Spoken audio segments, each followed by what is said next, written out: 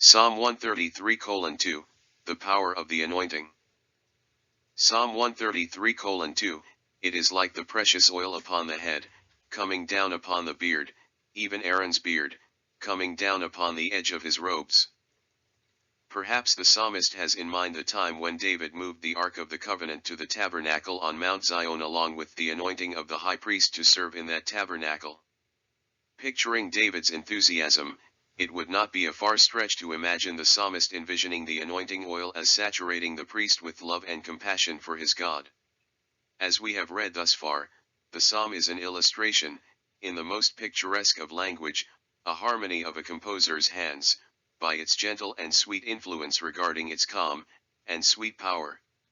This is illustrated by the allegory of a metaphoric oil of ointment which flowed down from the head of the anointed priest as compared to the gentle dew on Mount Hermon and toward Zion. The psalm applies to a family, the intimate gathering of friends, or the church as a whole. In Exodus 30:22, the Lord spoke to Moses and told him the steps necessary to create for the perfumer, the oil for anointing, stating in verse 25 that it will be a holy anointing oil. The psalmist does not have the anointing of some Levite, or of a common priest, rather it is of Aaron's anointing.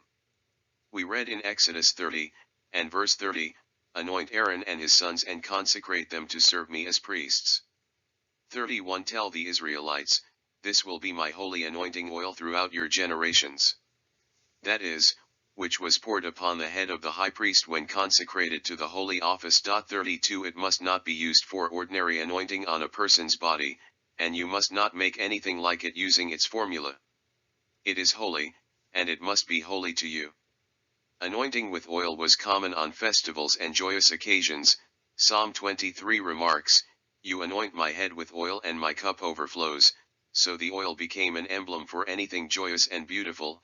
Its status was carried to the maximum elevation in the anointing of a high priest to accomplish the sacred duties of his office. This can be the only connection between the joy experienced by the idea of the anointing of sacred things with oil and then coupled with the special harmony experienced among brethren.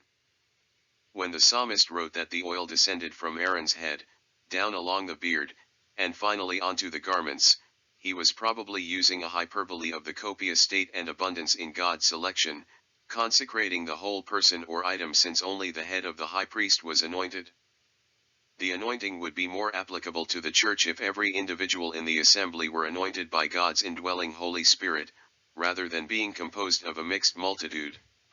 Then the application of the Spirit in the life of the church would spread all over the consecrated anointed body of believers and the fragrance of Christ would be forcefully noticed by the surrounding municipality. In the church, anointing with oil should not become a common informal ritual and thereby belittling its unique message.